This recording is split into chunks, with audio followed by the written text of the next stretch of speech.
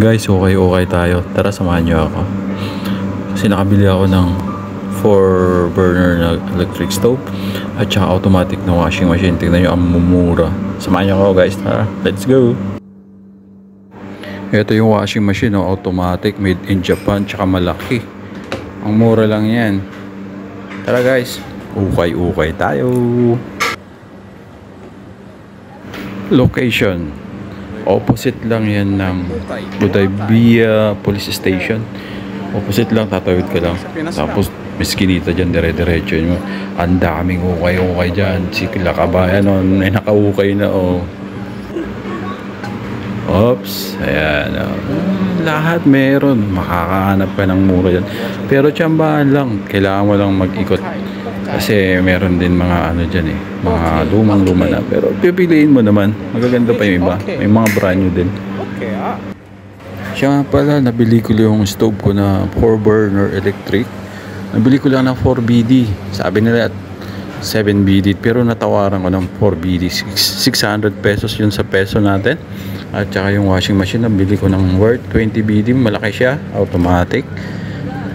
20BD worth nasa 2,800 to 3,000 pesos. Sobrang mura. Toshiba yun, automatic. Made in Japan pa. Ikot-ikot ka lang guys kung gusto mo talaga makakuha ng maganda. Talagang susuriin mo lahat ng mga ukayan.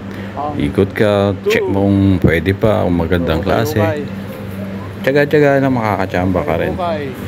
Dapat guys, pag pupunta ka dyan, yung medyo maaga pa, alas 4, mga ganyan. Kasi pag medyo hapon na, hanggang paggabi, grabe ang daming tao niyan.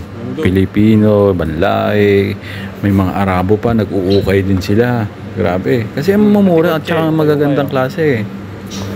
Hindi kasi ako makahanap ng electric stove na 4 burner para sa bahay. Kaya trinay namin mag-ikot dyan.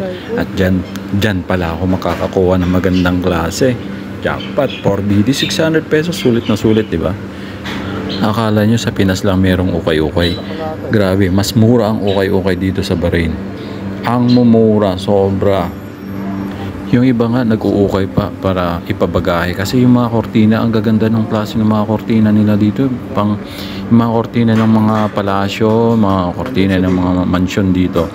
Tinatapon lang nila, pero etong iba, kinukuha nila para ibibenta naman sa murang halaga lang. Totoo nga yung sabi nila, may pera sa ukay-ukay. So ano inaantay nyo guys? Tara, ukay tayo!